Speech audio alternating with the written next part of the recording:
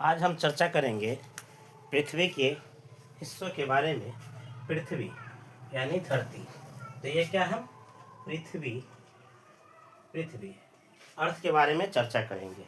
पृथ्वी तो क्या है? हमारा ग्लोब कुछ इस तरह दिखता है, लेकिन पूरी शेप में नहीं है। तो क्या करेंगे, ये पूरी शेप में बनाया नहीं गया है, यानी लोग मान करके चलते हैं कि ये क्या है, एक ग्लोब की तरह है। ठीक है।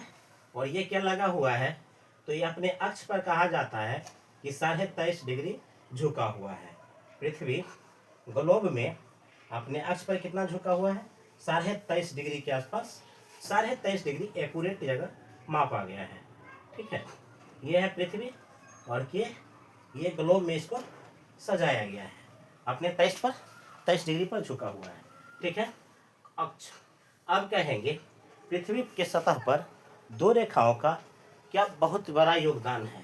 एक कहा गया है 23.5 डिग्री, एक 23.5 डिग्री, और दूसरा कहा गया है 23.5 डिग्री का दिया गया है एक, और दूसरा दिया गया है 66.5 23 डिग्री और 66.5 डिग्री। ये दो को बहुत ज़्यादा महत्व दिया गया है, दोनों को।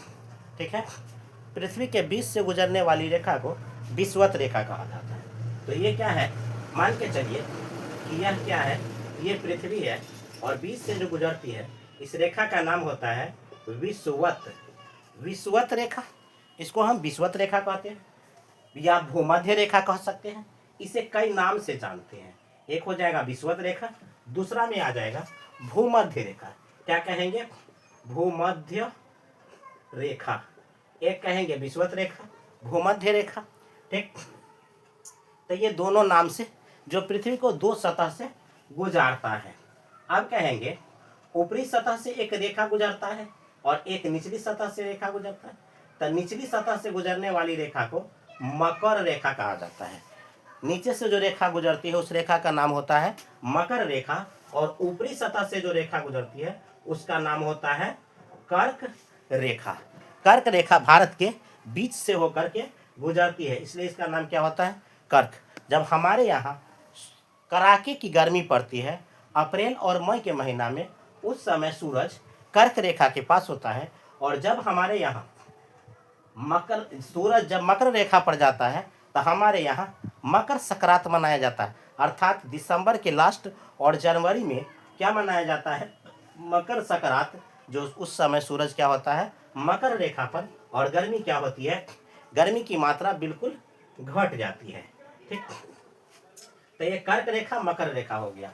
अब कहेंगे इसको क्षेत्र में बांटा गया।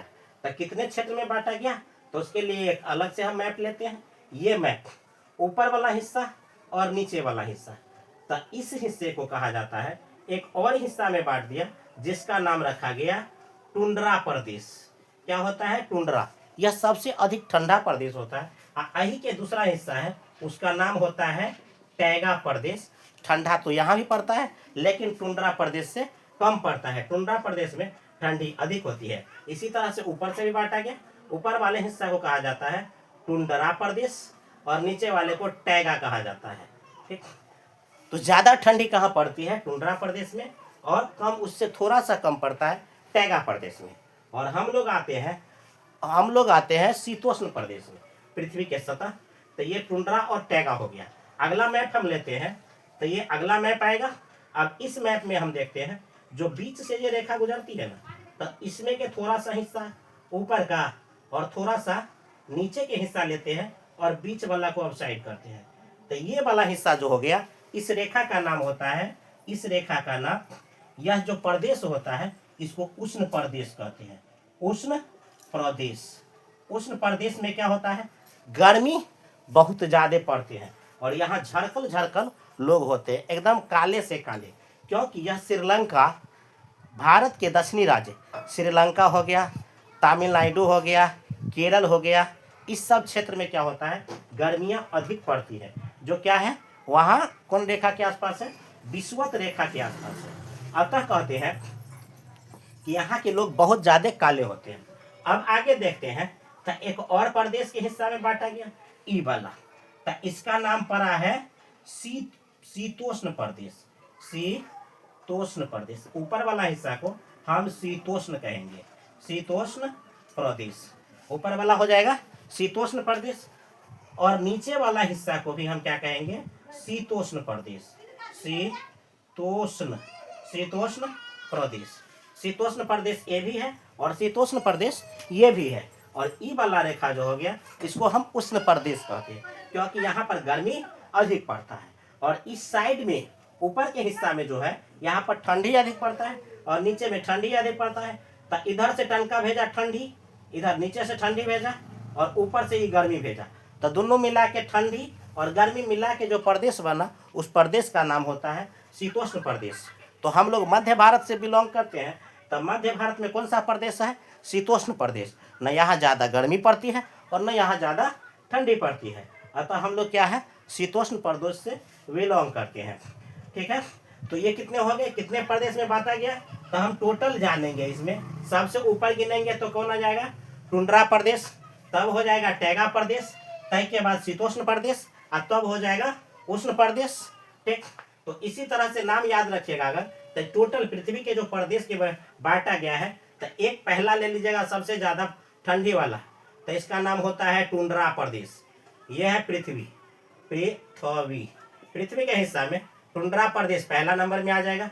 दूसरा में आ जाएगा टैगा प्रदेश, तीसरा में आ जाएगा उष्ण प्रदेश, चौथा में आ जाएगा शीतोष्ण प्रदेश, शीतोष्ण प्रदेश। ठीक है, तो टोटल कितने टाइप में बांटा गया है, तो टोटल 4 टाइप में बांटा गया है। किसको, पृथ्वी के प्रदेशों में, यानी कहाँ ज़्यादा ठंडा है, कहाँ कम ठंडा है, कहाँ कितनी ठंडा है, ये बताया गया है। अब कहेंगे पृथ्वी अपने अक्ष पर कितना झुकाया है, 23.5 डिग्री, 23.5 डिग्री। अब कहेंगे कभी सूरज का जो गति है, सबसे ज्यादा गर्मी पड़ने का कारण, रीजन क्या है, यहाँ देखेंगे तो एक अगला हम मानचित्र लेंगे, ये अगला मानचित्र हो जाता है।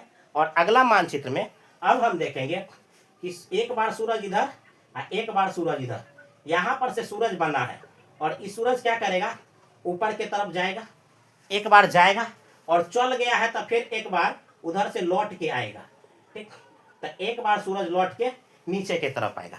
तो एक बार जानहु टाइम में बीच वाला रेखा पर क्या किया है, एकदम चमक के गया है सीधा से, बहुत ज्यादा गर्मी पड़ा है। और एक बार उधर से जब लौट रहा है तब भी आया है, तब भी बहुत ज्यादा गर्मी पड़ा है। तो ज्यादा गर्मी पड़ने के कारण क्या हो, प्रदेश बहुत ज्यादा ठंडा, बहुत ज्यादा क्या हो गया है, गर्मी पड़ा है। और ऊपर वाला जब सूरज हियाँ पर रहेगा तो यहाँ पर हुमचौवल ठंडी रहेगा, और जब सूरज हियाँ पर जाएगा तो हियाँ पर हुमचौवल ठंडी हो जाएगा। तो अर्थात दोनों सतह पर क्या हो जाता है, ठंडियाँ काफ़ी ज़्यादा होती है। और जिसके कारण और क्या है, और ठंड के महीना में दिन भी छोटा होने के कारण जब सूरज इधर जाता है तो इधर क्या होता है, रात्रि बड़ा हो जाता है, और जब सूरज इधर आता है तो उधर क्या, रात्रि बड़ा हो जाता है। अब कहेंगे कि साल के सबसे छोटा दिन जो होता है वह होता है 22 दिसंबर। छोटा दिन के नाम से कौन जानेंगे, छोटा दिन। तो सबसे छोटा दिन अगर हम लेते हैं, सबसे छोटा दिन को, तो उसको हम कहेंगे 22 दिसंबर का। 22 दिसंबर का सबसे छोटा दिन होता है। वही रात्रि का है तो रात्रि बहुत बड़ी होती है। रात्रि जो होती है 22 दिसंबर की रात्रि, वह क्या होती है, बड़ी होती है। जबकि 21 जून, जबकि जून में जो होता है 21 जून, ठीक, 21 जून का दिन होता है, काफी बड़ी होती है। और रात्रि जहां तक की बात करें, रात्रि, तो इसकी रात्रि क्या होती है, छोटी होती है। तो साल का सबसे छोटा दिन कौन होता है, 22 दिसंबर। साल का सबसे बड़ा दिन कौन होता है, 21 जून। और समान और दिन और रात, जिस महीना में दिन और रात बराबर होता है, यह साल में 2 बार आता है। तो आई में कहेंगे दिन और रात्रि समान होती है। ठीक, समान होगी तो कौन, तो 2 होता है। एक होता है 23 मार्च, 23 मार्च को, 23 मार्च को, 23 मार्च और 21 सितंबर, 21 सितंबर को और 23 मार्च के दिन और रात दोनों क्या होता है, बराबर होता है। ये साल का छोटा और बड़ा दिन में बांटा गया। अब कहते हैं पृथ्वी के ग्लोब, अगर इसको हम बांटते हैं, अगला मैप लेते हैं, ये रहा पृथ्वी, इसको हम बांटेंगे, तब बांटने वाले को क्या कहते हैं, अभी यह एक क्या है, गोला है। ये क्या है, इसको अभी हम कहेंगे गोला। ठीक, ये अभी गोला है, लेकिन जैसे इसको हम बांट देंगे, बीच से बांटेंगे, तो अब ये कथी हो जाएगा, तो ऊपर वाला भी गोलार्ध हो जाएगा, गोलार्ध। इसे क्या कहेंगे, गोलार्ध। और इसको भी क्या कहेंगे, गोलार्ध कहेंगे। गोलार्ध क्यों, जब पूरा गोल है तो गोला होगा, और जब क्या हो जाएगा, छोटा करेंगे तो क्या हो जाएगा, गोलार्ध हो जाएगा। छोटा हिस्सा में गोलार्ध हो जाएगा, और बड़ा हिस्सा में है तो क्या है, गोला है। अब कहते हैं पृथ्वी के हिस्सा में गोलार्ध, गर्मी और ठंडी। हमारे भारत में जो रेखा गुजरती है उस रेखा का नाम होता है कर्क रेखा। किस रेखा को, कर्क रेखा। तो कर्क रेखा कितने राज्य से गुजरती है, तो कर्क रेखा बोलेंगे 8 राज्य से गुजरती है। कितने राज्य, कर्क रेखा। तो एक बार देख लेते हैं, ये है कर्क रेखा, ठीक है, कर्क रेखा। और ये कितने राज्य से होकर गुजरेगी, तो याद रखेंगे 8 रेखा। पहला नंबर हो जाएगा कौन, तो गुजरात हो जाएगा, गुजरात होगा। दूसरा में राजस्थान होगा, राजस्थान, राजस्थान हो जाएगा। तीसरा में हो जाएगा मध्य प्रदेश, मध्य प्रदेश, मध्य प्रदेश हो जाएगा। और चौथा में क्या हो जाएगा, छत्तीसगढ़, छत्तीसगढ़ हो जाएगा। और सातवां 1 2 3 4 5 छठा, छठा में हो जाएगा झारखंड। छठा में क्या हो जाएगा, झारखंड हो जाएगा, झारखंड हो जाएगा। के बाद सातवां रेखा जो हो जाएगा, सातवां राज्य, सातवां बंगाल, सातवां कर्क रेखा 1 2 3 4 5, ये छठा राज्य है जिसको हम बंगाल कहेंगे, बंगाल। ये बंगाल छठा राज्य है, बंगाल। के बाद सातवां में क्या हो जाएगा, मिजोरम, मिजोरम। और आठवां में हो जाएगा त्रिपुरा, त्रिपुरा। तो ये टोटल 8 राज्य जो है, जहां से क्या होता है, भारत के बीचों बीच से गुजरने वाली रेखा है। अब इस रेखा को आप क्या मानते हैं, तो यह रेखा आपका गर्म और ठंडा हिस्सा में बांटती है और